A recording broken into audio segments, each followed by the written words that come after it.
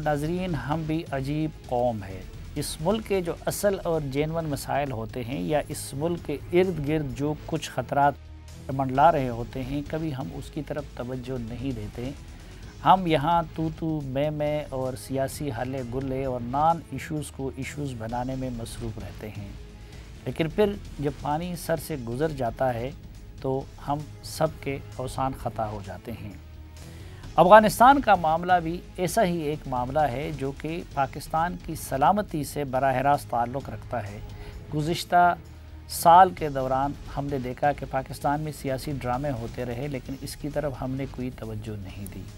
اب گزشتہ روز قومی سلامتی کمیٹی کو جو عسکری قیادت نے بریفنگ دی اور جو صورتحال سامنے رکھی، تو اس کے بعد ہماری سیاست اور صحافت دونوں طرف نہ صرف یہ کہ اس ایشو کا غلغلہ ہے، بلکہ سب لوگ حیران ہیں کہ یہ کیا ہو رہا ہے اور کیسے ہو رہا ہے۔ ناظرین، 19 فروری 2020 کو قطر معاہدے سے چند روز قبل میں نے روزنامہ جنگ کے کالم میں متنبہ کیا تھا کہ سوال یہ ہے کہ کیا امریکہ اور طالبان کے معاہدے سے افغانستان میں امن آ جائے گا؟ ضروری نہیں، کیونکہ امن اس صورت میں آئے گا جبکہ افغانستان کے تمام دڑے آپس میں کسی ایسے سیاسی انتظام پر متفق ہو جائیں جس کو پڑوسی ممالک اور امریکہ سمیت خطے کی طاقتیں بھی اپنے لیے خطرہ نہ سمجھیں۔ جو معاہدہ ہو رہا ہے وہ امن معاہدہ نہیں، بلکہ امریکہ اور طالبان کے مابین ڈیل ہے، جس میں امریکی افواج کی انخلاء اور بین الافغان مذاکرات کی بات کی گئی ہے۔ اگر تو بین الافغان مذاکرات کے نتیجے میں افغان دھڑے کسی مفاہمت تک پہنچ جاتے ہیں تو امریکہ اور طالبان کا معاہدہ بھی امن معاہدہ کہلائے گا، لیکن اگر امریکہ نکل جاتا ہے اور افغان خانہ جنگی مزید زور پکڑ جاتی ہے تو اس صورت میں ایسی تباہی آئے گی کہ ہم ماضی کی تباہ کاریوں کو بھول جائیں گے۔ پھر 29 فروری 2020 کو میں نے اپنے کالم میں ایک بار پھر ان خطرات کی طرف متوجہ کیا۔ میں نے کیا افغانستان میں امن آ رہا ہے کہ زیر عنوان اپنے کالم میں لکھا کہ مقرر عرض ہے کہ یہ ڈیل افغانستان میں امن کی ضمانت نہیں۔ امریکہ اور طالبان کی ڈیل کا مرحلہ جتنا آسان تھا، بین الافغان مفاہمت کا عمل اتنا مشکل ہوگا۔ آگے جا کر اسی آرٹیکل میں نے عرض کیا تھا کہ اسی طرح اگر اب بین الافغان مذاکرات کامیاب ہوئے اور افغان غیروں کے معاملے میں جو لچک دکھاتے ہیں وہ انہوں نے ایک دوسرے کے لیے دکھا دی تو افغانستان میں امن قائم ہو سکتا ہے، لیکن اگر بین الافغان مفاہمت کا عمل کامیاب نہ ہوا تو نہ صرف بیرونی مداخلتوں کا سلسلہ ختم نہیں ہوگا، بلکہ خاکم بدہن خانہ جنگی کی صورت میں ایسی تباہی آ سکتی ہے کہ ہم ماضی کی تباہیوں کو بھول جائیں گے۔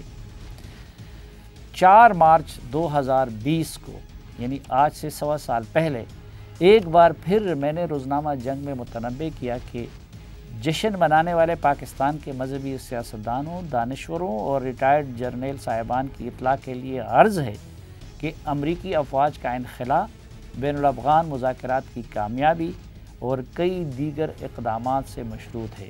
سب کی اطلاع کے لیے عرض ہے کہ جہاں اس بات کا امکان ہے کہ بین الافغان مذاکرات کامیاب ہوں، وہاں اس بات کا بھی خطرہ ہے کہ معاملہ ایسے بگڑ جائے کہ ہم ماضی کے تمام بگاڑ بھول جائیں گے۔ بہرحال جو ہونا تھا ہو گیا۔ امریکی بار بار کہا کرتے تھے کہ 90 کی دہائی کی غلطی کو نہیں دہرائیں گے، لیکن انہوں نے وہ غلطی اس سے بھی زیادہ بھیانک شکل میں دہرا دی۔ افغان حکومت اس سے بھی بڑی غلطیوں کا ارتکاب کر رہی ہے جو نجیب حکومت نے کی تھی، اور طالبان کا رویہ اس سے بھی زیادہ بے لچک ہے جو 90 کی دہائی میں مجاہدین کا تھا۔ سوال یہ ہے کہ کہیں پاکستان بھی تو 90 کی دہائی کی غلطیوں کو نہیں دہرا رہا۔ ناظرین، اب آتے ہیں افغانستان سے متعلق 2 بڑے مغالطوں کی طرف۔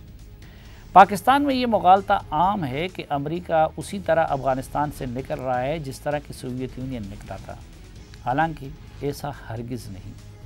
امریکی افواج نکل رہی ہیں لیکن امریکہ نہیں نکل رہا۔ مجھے تو لگتا ہے کہ اس کے بعد بھی صرف افغان حکومت نہیں بلکہ بڑی حد تک طالبان کا ریموٹ بھی بالواسطہ یا بلا واسطہ امریکہ کے ہاتھ میں رہے گا۔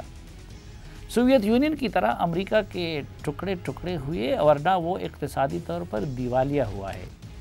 امریکہ اس کے بعد بھی بڑی اقتصادی اور فوجی طاقت ہے۔ جتنے ڈالر سالانہ وہ جنگ پر خرچ کر رہا تھا اس کا اگر 10واں حصہ بھی افغانستان اور خطے میں خرچ کرے تو افغانستان کے مختلف کرداروں سے اپنی مرضی کا کام لے سکتا ہے۔ جب تک امریکی افواج افغانستان میں موجود تھی تو مشکل کام یعنی استحکام لانا اس کی ذمہ داری تھی، جبکہ انتشار پھیلانے کا آسان کام اس کے مخالف ملکوں کے سپرد تھا۔ اب جب اس کی افواج نکل جائیں گی تو وہ پاکستان کا محتاج نہیں رہے گا۔ آسان کام امریکہ کے حصے میں آ جائے گا اور مشکل کام پاکستان جیسے پڑوسیوں کے حصے میں۔ کامن سینس کی بات ہے کہ اگر امریکہ چین، ایران اور پاکستان کے لیے مشکلات کڑی کرنا چاہتا ہے تو اس کا آسان راستہ افغانستان میں انتشار ہے۔ اسی وجہ سے بین الافغان مفاہمت امریکہ کی نہیں بلکہ پاکستان کی ضرورت ہے، اور پاکستان کو ہر قیمت پر اس کی کوشش کرنی چاہیے۔ ایک مغالطہ طالبان کے ذہن میں ہے، وہ یہ کہ وہ سمجھتے ہیں کہ وہ طاقت کے زور پر افغانستان پر قابض ہو سکتے ہیں اور اسے چلا سکتے ہیں، حالانکہ وہ قبضہ تو کر سکتے ہیں لیکن چلا نہیں سکتے۔ طالبان کو یہ بات مد نظر رکھنی چاہیے کہ افغانستان کو چلانے کے لیے پیسے کی ضرورت ہوگی، اور اگر وہ تنہا ماضی کی طرز پر اپنی حکومت قائم کریں گے تو باہر سے پیسے کا حصول ممکن نہیں ہوگا۔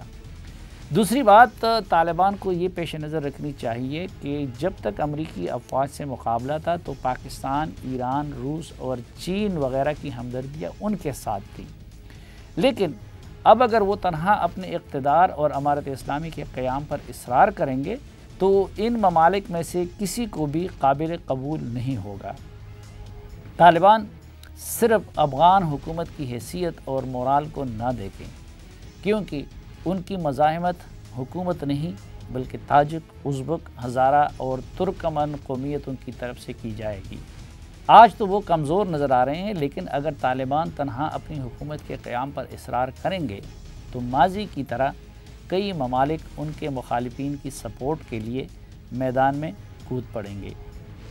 آج اگر طالبان کی مزاحمت نہیں ہو رہی ہے تو وجہ یہ ہے کہ افغان عوام جنگوں سے تنگ آ گئے ہیں، لیکن اگر طالبان بھی مجاہدین کی طرف جنگوں کا موجب بنے تو کچھ عرصہ بعد ان کا بھی وہ حشر ہو سکتا ہے جو مجاہدین کا ہوا تھا۔